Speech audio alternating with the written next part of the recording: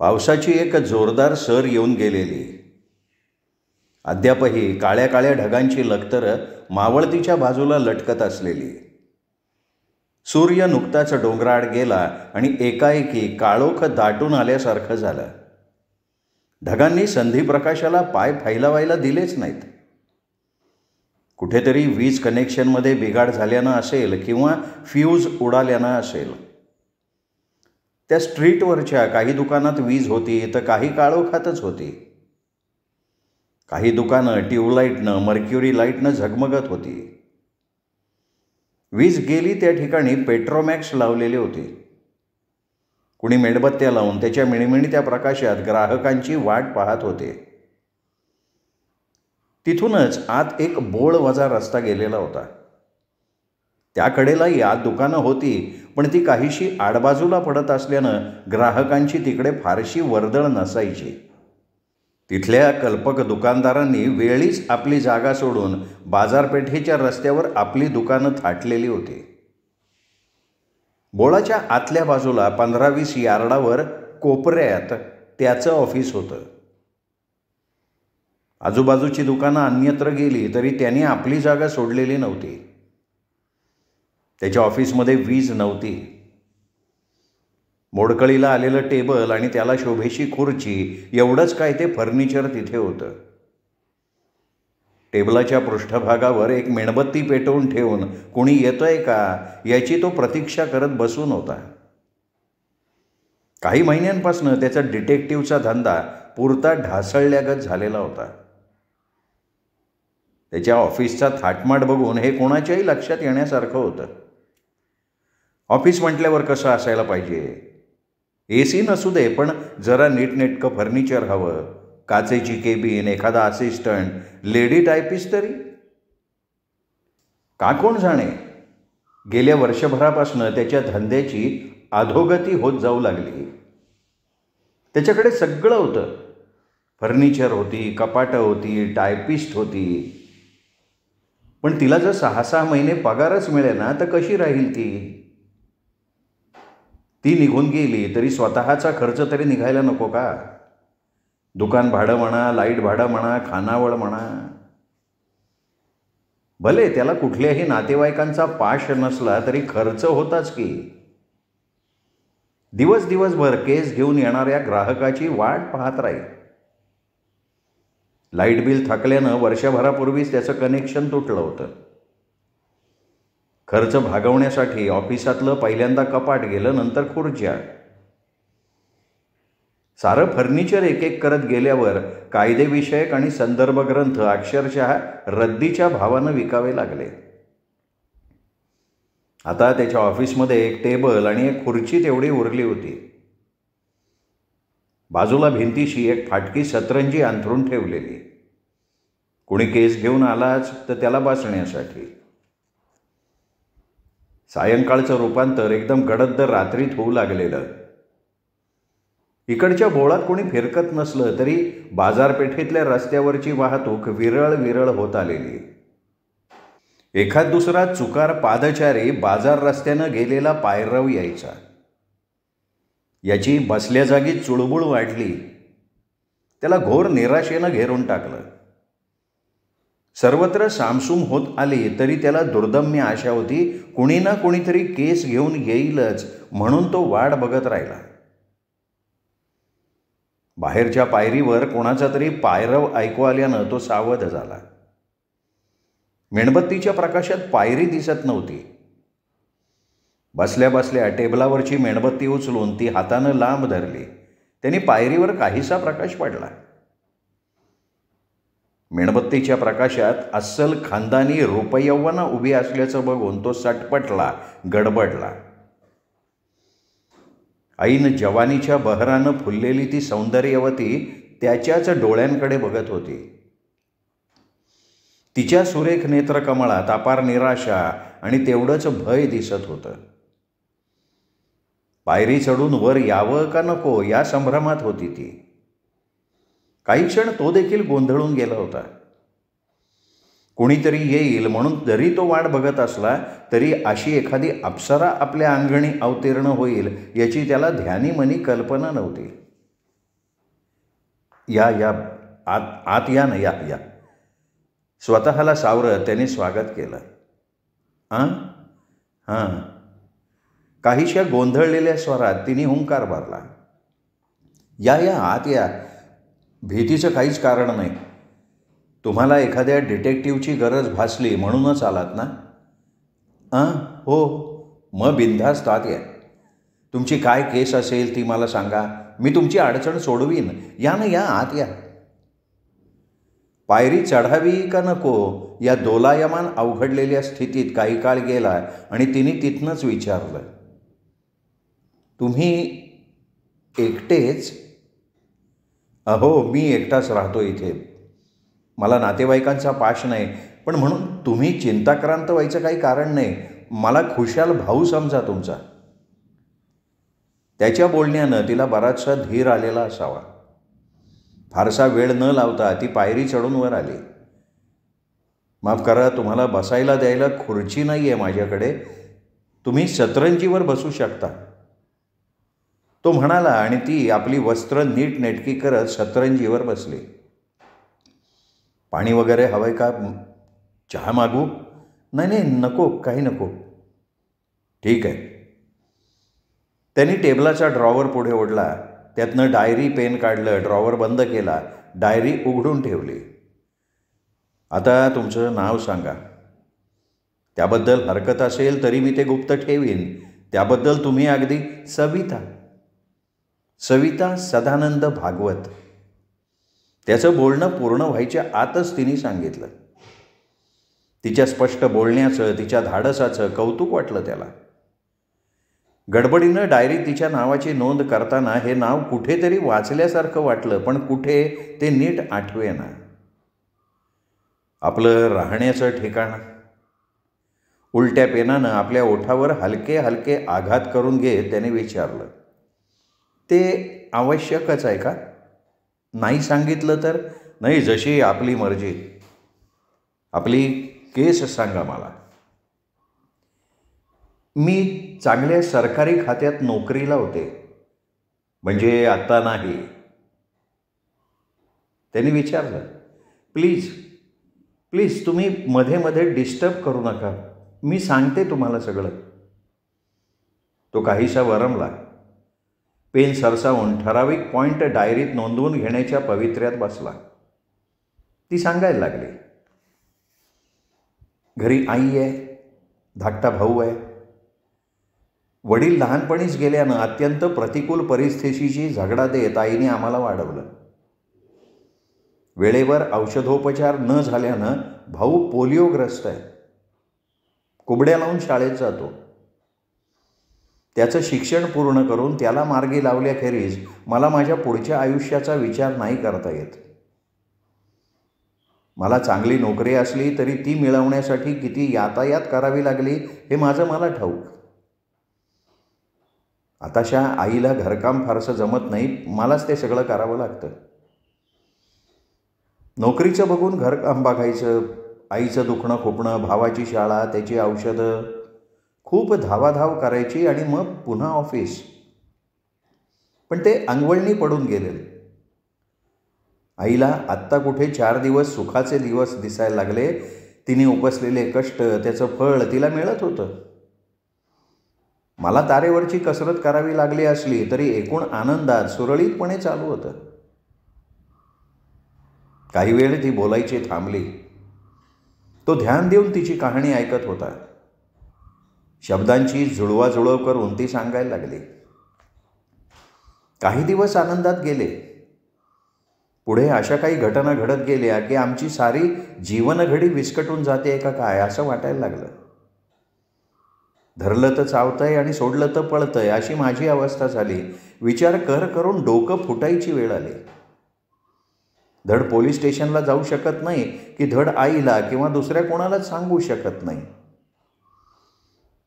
कुणीतरी तुमचं नाव सांगितलं म्हणून तुमच्याकडे आले. तुम्ही ते योग्य केलं. भाऊ अपंग असल्यानं शिक्षण पूर्ण होताच सरकारी राखीव कोट्यातनं त्याच्या नोकरीची शाश्वती होती, पण शिक्षण तर पूर्ण व्हायला पाहिजे. सगळं व्यवस्थित असताना दैवाचे फासे उलटे पडायला लागले. ऑफिसमधला आमचा बॉस भलताच लंपट वृत्तीचा होता. केबिनमध्ये गेल्यावर सतत माझ्याशी सलगी करायला बघायचा. मी दूर दूर राहायचे, पण तो जास्तच आगळीक करायचा. मनातून असा जळफळाट व्हायचा की खाड खाड त्याच्या श्रीमुखात ठेवून द्यावी असं वाटायचं, पण तसं करूच शकत नव्हते, कारण मला नोकरी सांभाळणं अत्यंत गरजेचं होतं. काही वेळा मनात नसतानाही त्याची जवळीक, त्याचा स्पर्श सहन करून घेत असे. पुढे पुढे तो चांगलाच सरावला.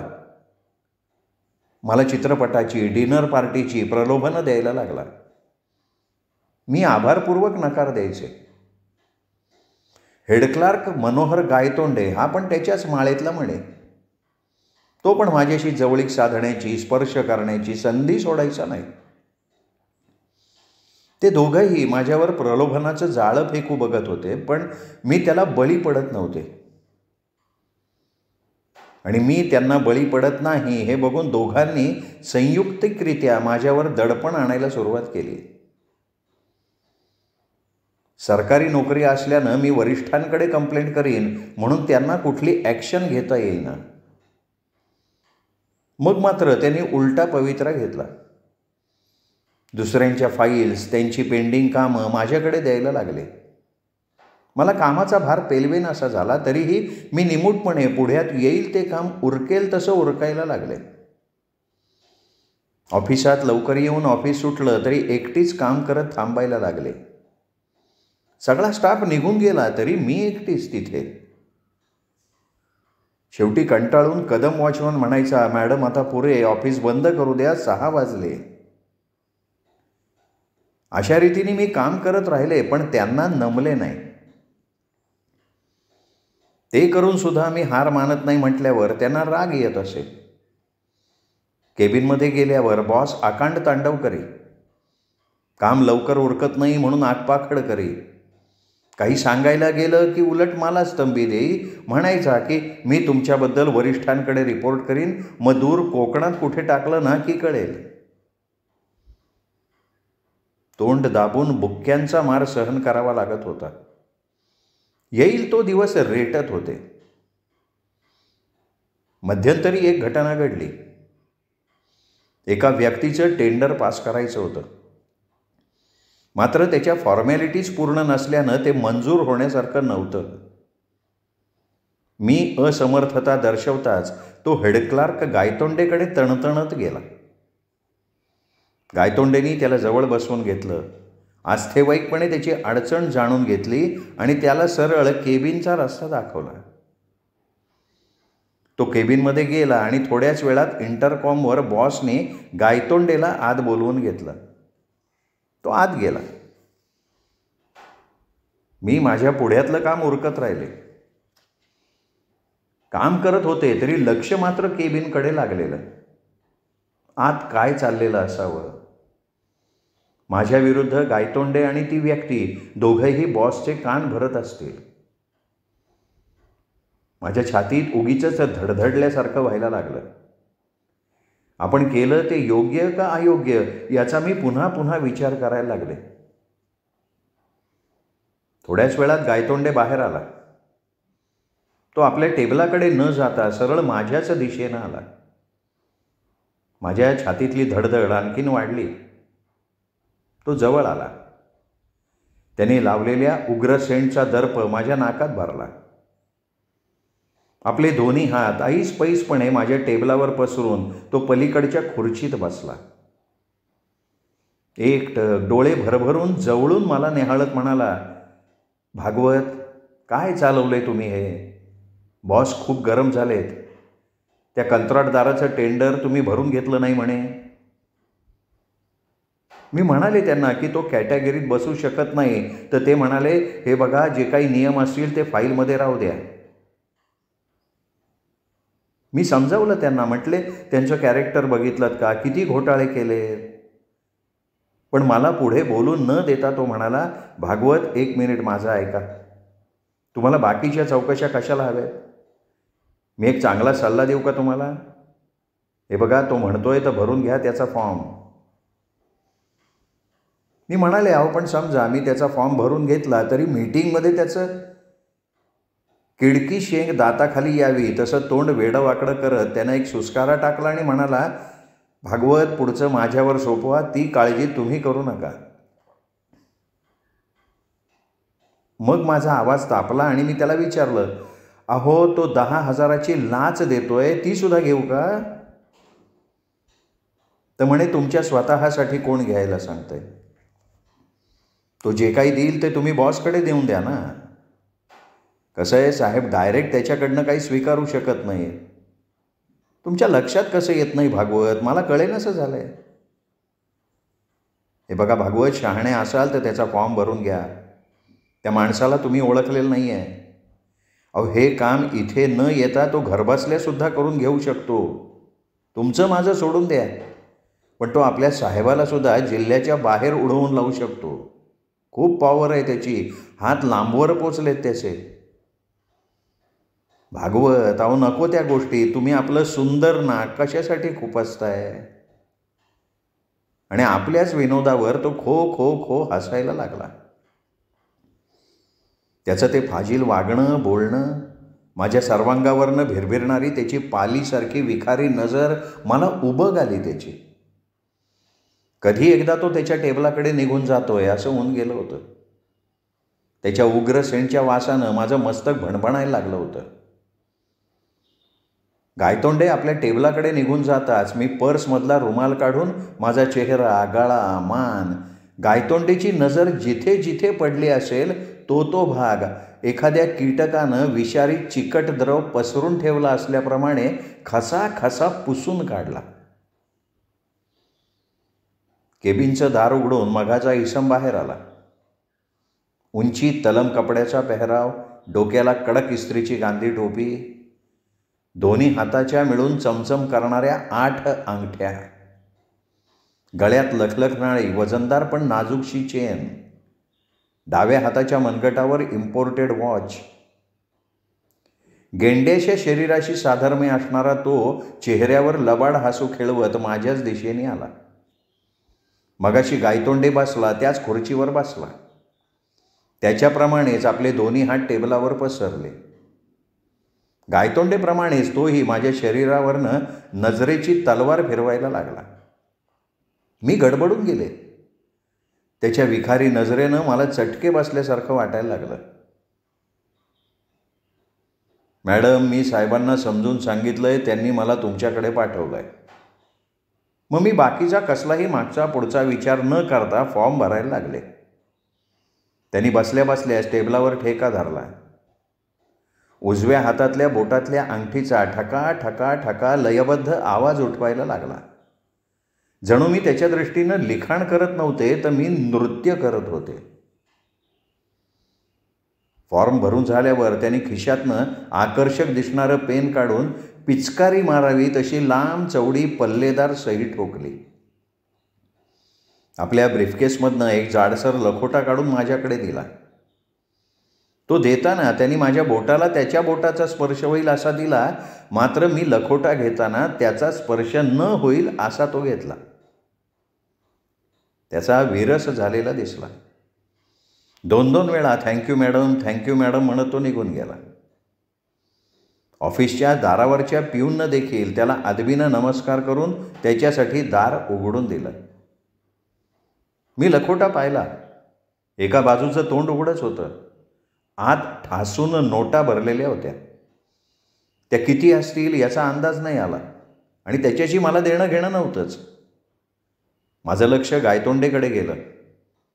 तो बसल्या जागेवरूनच हातवारे करून दाखवत होता. मी लखोटा घेऊन केबिनमध्ये जावं असं तो खुणावत होता. फॉर्म आणि लखोटा घेऊन मी केबिनचं दार ढकलून आत गेले.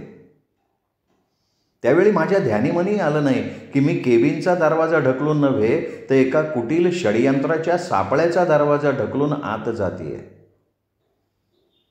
साहेब फोनवरनं कुणाशी तरी बोलण्यात दंग होते. डोक्यावर सिलिंग फॅन गर गर वेगानं फिरत होता.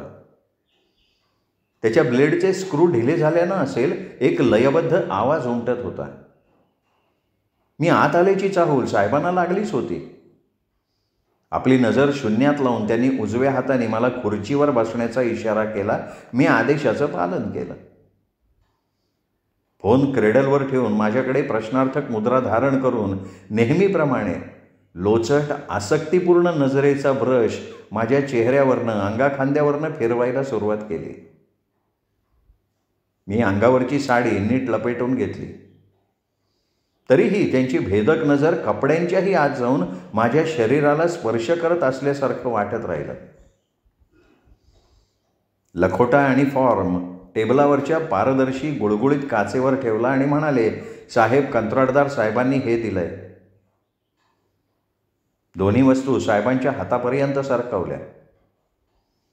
साहेबांनी मेलेला उंदीर त्याची शेपटी चिमटीत पकडावी तसा लखोट्याचा कोपरा धरला आणि त्याचं उघडं तोंड आपल्या दिशेनं येईल असं फिरवलं. आतल्या नोटांचं दर्शन होताच अंगावर जिवंत उंदीर पडल्यासारखे ते गडबडले. लखोटा चिमटीतनं खाली सोडून दिला आणि म्हणाला, भागवत, भागवत, हे काय आहे भागवत? त्यांच्या त्या प्रतिक्रिया बघताच माझ्या शरीराला गार गार वारा चाटून गेल्यासारखं वाटायला लागलं. म्हणाले, अहो साहेब, तुम्हीच तर. पण मला पुढे बोलू न देता ते साहेब मोठ्या आवाजात म्हणाले, स्टॉप इट. काय चावटपणा आहे हा? मी सांगितलं तुम्हाला? भागवत, तुमची तब्येत ठीक आहे ना? मला दरदरून घाम सुटू लागलेला, हातापायात कंप भरू लागलेला. मी चक्रव्यूहाची शिकार तर होत नाही आहे ना? पण गप्प राहून उपयोगाचं नव्हतं. साहेबांना सगळं खरं खरं सांगायलाच हवं होतं. मी म्हणाले, साहेब, मी खरंच सांगतेय, गायतोंडेंनीच मला सांगितलं की कंत्राटदाराचा फॉर्म भरून घ्या, ते देतील, ते साहेबांना नेऊन द्या. तर म्हणे, गायतोंडे असं म्हणाले का? माझ्या डोक्यात धोक्याच्या घंटेचा नाद घुमायला लागला. जीभ तोंडातल्या तोंडात वळवळायला लागली. मला बोलणं सुधरेना. मी खरंच सांगतेय साहेब. मी बोलण्याचा आटोकाट प्रयत्न करत असताना साहेबांनी मला शांत राहण्याचा इशारा केला. इंटरकॉमचं बटन दाबून गायतोंडेंना आत पाठवायला सांगितलं. आता ते आत आल्यावर सगळं काही सांगतील. मग साहेबांच्या मनातलं आपल्याविषयीचा संशय, त्याचं निराकरण होईल. गायतोंडे आत येईपर्यंत माझं चित्त थाऱ्यावर नव्हतं. डोक्यात वाजणारा घंटानाद तीव्रतेनं व्हायला लागला. साहेब कधी माझ्याकडे तर कधी टेबलावरच्या लखोट्याकडे पाहत होते. चिडीचूप शांतता होती, पण ती वादळापूर्वीची शांतता होती. वातावरणात विलक्षण ताण आल्यासारखं झालं. घशाला कोरड पडली. टेबलाच्या कोपऱ्यात पाण्याचा ग्लास स्वच्छ रुमालानं झाकून ठेवला होता, पण तो उचलून तोंडाला लावायचा धीर काही झाला नाही. गायतोंडे केबिनचं दार ढकलून आत आले आणि ताण काहीसा कमी झाला. आता साहेबांना खरं काय आणि खोटं काय या सगळ्याचा उलगडा होणार होता. मला बराचसा धीर आला. नव्या उल्हासानं पुढील प्रसंगाला तोंड द्यायला मी सज्ज झाले. गायतोंडेंनी साहेबांना नमस्कार केला आणि आदवीनं बाजूला उभा राहिला. मिस्टर गायतोंडे, मी तुम्हाला खटावकरकडनं ऑन मनी घ्यायला सांगितलं होतं. गायतोंडेंनी चक्क कानावर हात ठेवले आणि म्हणाला, कोण म्हणालं साहेब? साहेब माझ्याकडे निर्देश करत म्हणाले, हे काय या मॅडम म्हणतायत? गायतोंडे हलक्या हातानं थोबाडीत मारून घेण्याचं नाटक करत म्हणाला, तोबा तोबा, अहो साहेब, मी कशाला असं सांगेन? मग गायतोंडे माझ्याकडे वळाला आणि अगदी गरीब स्वरात म्हणाला, मॅडम, मी तुम्हाला असं सांगितलं का हो? माझी तर वाचाच बसली. मी अविश्वासानं गायतोंडेकडे बघत राहिले. थोडासा धीर करून म्हणाले, अहो गायतोंडे, तुम्हीच तर मला. माझ्याकडे बघत गायतोंडेंनी दोन्ही हात जोडले आणि म्हणाला, मॅडम, मी पाया पडतो तुमच्या. माझ्या नोकरीवर गदा आणू नका तुम्ही. अहो मला 2 कच्ची बच्ची आहेत, बायको आहे. माझी नोकरी गेली तर आम्हा सगळ्यांना कीटकनाशक पिऊन झोपावं लागेल आणि त्याचं सगळं पाप मॅडम तुम्हाला लागेल. गायतोंडे, परमेश्वराची शपथ घेऊन सांगा, खरं खरं सांगा, तुम्ही असं म्हटलं नव्हतं म्हणून. नाही तर मी तरी शपथ घेते. मॅडम, तुम्ही भलते चलते आरोप करू नका. तुम्ही चुकीचं बोलताय मॅडम. गायतोंडे, प्लीज बास करा तुमची रेकॉर्ड. मी तेच म्हणतोय, तुमची रेकॉर्ड बस करा. आत्ताच्या आत्ता मीटिंग अरेंज करा, वरिष्ठांना कळवा. खऱ्याचं खरं आणि खोट्याचं खोटं कळून जाईल. मी पोलिसांना फोन करतो. हो साहेब, तसंच करा. या मॅडम माझ्यावर खोटे नाटे आरोप करत आहेत. मी त्यांना काहीही सांगितलेलं नसताना. तुम्हाला कळून येईल साहेब, मी खरं बोलतोय ते. मानभावीपणानं गायतोंडे बोलत होता. माझी वाच्याच बसली. माझी मती कुंठित झाली. मी पुरती खचून गेले. एका कुटील कारस्थानाला बळी पडल्याचं ध्यानात आलं, पण आता लक्षात येऊन उपयोग काय? सगळं ऑफिस माझ्या भोवती घर फिरायला लागलं. आजारी आई, अपंग भाऊ, सगळं क्षणात डोळ्यासमोर फिरून गेलं. आपल्याला जर तुरुंगाची हवा खावी लागली तर आई तो धक्का पचवू शकेल का? काय करू मी? देवाचा धावा केला, पण संकटकाळी परमेश्वर सुद्धा आपला नसतो. तरीही त्याची करुणा भागली. नेटानं उसण्या अवसानानं म्हणाले, साहेब हे प्रकरण इथेच मिटवा. गायतोंडेनं लगेच हात जोडले आणि साहेबांना म्हणाला, साहेब मॅडम सांगतायत तर मिटत असेल तर बघा ना. काय शेवटी आपल्याच ऑफिसातल्या कर्मचारी आहेत त्या. अजाणता होते कुणाकडून तरी कधीतरी अशी चूक, नाही का? साहेब डोळे मिटून विचारात पडले. त्यांनी आपली चेअर डावीकडे उजवीकडे फिरवली. गायतोंडे निरपराधपणाचा बुरखा पांघरून बसला होता. मी मनातनं देवाचा धावा करत होते. सिलिंग फॅन गरागरा फिरत होता. त्याच्या ब्लेडचा तो ठराविक आवाज येत होता. टेबलावरचा त्या कंत्राटदाराचा फॉर्म फॅनच्या झोतानं फडफडतोय. साहेबांनी चेअर थांबवली. पहिल्यांदा गायतोंडेकडे बघितलं, मग माझ्याकडे बघितलं. हे बघा, काही सांगता येणार नाही कारण केस गंभीर आहे.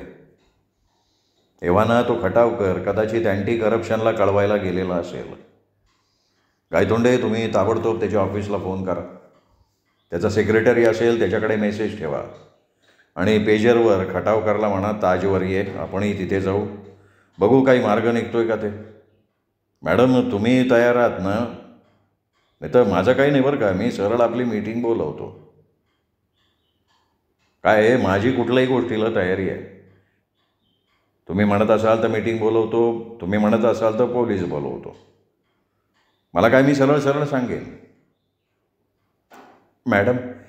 मॅडम माझं ऐका, तुम्हाला यातनं बाहेर पडायचं असेल ना तर साहेब म्हणतायत तसं ताजवर जाऊयात मॅडम. बघू ना आपण, काहीतरी मार्ग निघेल मॅडम. माझी बुद्धी काम देईन अशी झाली होती. ते म्हणतील तसं होला हो करत गेले. गायतोंडेनं भराभरा फोन फिरवून कुठे कुठे फोन करून मेसेज पाठवले. आम्ही टॅक्सीनं ताजवर गेलो. खटावकर आधीच तिथे हजर होता. साऊंड प्रूफ रूममध्ये टेबलावर जेवणाचा सागरसंगीत थाटमाट होता. काही ग्लास, काही मद्याच्या बाटल्या. दार एकदाचं बंद झालं आणि बोलता बोलता तिने एक मोठा हुंदका दिला. तिला रडं आवरेनासं झालं. तो तिच्याकडे बघत शांत बसला. तिचा ऊर भरून आलेला उमाळा कमी होण्याची वाट बघत राहिला. काही वेळातच तिने स्वतःला सावरलं. पर्समधल्या चिमुकल्या रुमालानं आपले डोळे कोरडे करत ती पुढे सांगायला लागली. तिथे जेवण होतं, मद्य होतं. त्याच्याकडे कोणाचंच लक्ष नव्हतं. लक्ष होतं ते फक्त माझ्या शरीरावर, आणि त्यासाठीच त्यांनी एवढं नाटक केलं होतं. अक्षरशः नंगानाद झाला तिथे. लांडग्या कुत्र्यासारखे तिघेही माझ्यावर तुटून पडले. साहेब, गायतोंडे दोघेही एवढे सुसंस्कृत, विद्याभूषित, पण त्यावेळी एखाद्या नरभक्षक रक्तपिपासू वाघाप्रमाणे त्यांनी माझ्यावर बास ताई, पुढे आणखीन काही सांगायची गरज नाही. पोलिसात कंप्लेंट दिली होतीस? काय उपयोग झाला असता? उलट त्यांनीच माझ्या आबरूचे उरले सुरले धिंडवडे काढले असते, किंवा कदाचित त्यांनीही. ताई, तू म्हणतेस ते खरं. कधी कधी वाटतं भारत स्वतंत्र झालाच नाही. भ्रष्टाचार, लांडी लबाडीच्या पारतंत्र्यात आहे आपला देश. आरोपीकडून पैसे खाऊन फिर्यादींना डांबून ठेवण्याचं महान कार्य बरेच पोलीस करतात. एक काम कर, मला तिघांचे फोटो असतील तर दे, नसले तर फक्त पत्ते दे. पर्स खोलून एक कागदाची घडी काढून तिने त्याला दिली. मेणबत्तीच्या प्रकाशात त्यांनी ती वाचून बघितली, मग घडी करून खिशात ठेवून दिली. ताई, आजपासून 8 दिवसांनी 14-15ला दुहित अमावास्या येते. 15 तारखेचा पेपर वाचून त्याच रात्री माझी फी द्यायला यायचं. माझी फी ठाऊक आहे ना? हो आहे. मग आता ताई, तू निश्चिंत मनानं घरी जा. 15 तारखेच्या सर्वच प्रमुख वर्तमानपत्रात वेगवेगळ्या कॉलममध्ये 3 बातम्या प्रकाशित झाल्या होत्या. कोळीवाडा येथील ख्यातनाम कंत्राटदार श्री खटावकर यांचं काल सकाळी क्रशर मशीनमध्ये सापडून अपघाती निधन. अमुक तमुक ऑफिसचे सुपरवायझर श्री निकम हे आपल्या ऑफिसच्या केबिनमध्ये असताना सीलिंग फॅनचं एक ब्लेड अचानक निसटून निकम यांच्या मानेला छेद देत गेलं. पेठेत राहणारे श्री गायतोंडे आपल्या दुचाकी वाहनानं घरी परत असताना अज्ञात वाहनानं त्यांना धडक दिल्यानं ते जाग्यावर ठार झाले. मेणबत्तीच्या मिणमिणत्या प्रकाशात तो तिचीच वाट बघत होता. ती आली. ताई, पेपर वाचलास ना? दादा, म्हणून तर आले, तुझी फी द्यायची आहे. ती सतरंजीवर येऊन बसली. दादा, आज मला किती आनंद झालाय म्हणून सांगू. माझ्या जीवाची सगळी तगमगच थांबली. माझी फी? एवढा का उतावेळ झालायस? फी दिल्याखेरीज जाणार आहे का मी? तिने हसत पर्सची चेन उघडली. रद्दी कागदाची पार्सल गुंडाळी बाहेर काढली. गुंडाळी उघडताच त्यातल्या वस्तू मेणबत्तीच्या प्रकाशात स्वच्छ दिसल्या. तेल तिखट लावलेला 7 धान्याचा रोट, उदबत्त्या, लसणाच्या पाकळ्या, 1 अंड, 1 सिगरेट. त्यांनी चमकून विचारलं, ताई, तुला हे सांगितलं कोणी? मला सगळं काही ठाऊक आहे दादा. तुझा डिटेक्टिव्हचा धंदा पार डबघाईला आलेला. केस घेऊन कोणी तुझ्याकडे येतच नव्हतं. दिवसेंदिवस, महिनोन्महिने निव्वळ वाट बघायचास. तुझी इच्छा कधीच पूर्ण झाली नाही. एका कातरवेळी तू गळफास लावून घेतलास. पण आज तुझी अपूर्ण राहिलेली इच्छा मी पूर्ण केली. माझी केस मिळाली तुला. त्याचे डोळे विस्फारले गेले. पण अगं ताई, तुला कसं ठाऊक? असंच ना? दादा, तू स्वतःला एवढा मोठा डिटेक्टिव्ह समजतोस आणि एवढंही ज्ञान तुला असू नये? ताई, मी समजलो नाही ताई. हा पेपर बघ. तिने एक जुन्या वृत्तपत्राची घडी दिली. त्यांनी ती मेणबत्तीच्या प्रकाशात धरून उघडली. वृत्तपत्र 6 महिन्यांपूर्वीचं होतं आणि त्यात बातमी होती, दिनांक 11, बोरिवलीच्या जंगलात सविता सदानंद भागवत यांचा सडलेला मृतदेह पोलिसांनी शोधून काढला. पोस्टमार्टेम रिपोर्टमध्ये कळलं की तिच्यावर अमानुष. श्रोते हो, तुम्ही ऐकत होता दीपक रेगे कथाकथन चॅनलवर एक भयगूढ कथा जी लिहिली होती र. नेलेकर यांनी आणि कथेचं नाव होतं त्या एका रात्री. श्रोते हो, ही कथा तुम्हाला नक्कीच आवडली असेल, त्यामुळे व्हिडिओ लाईक करा.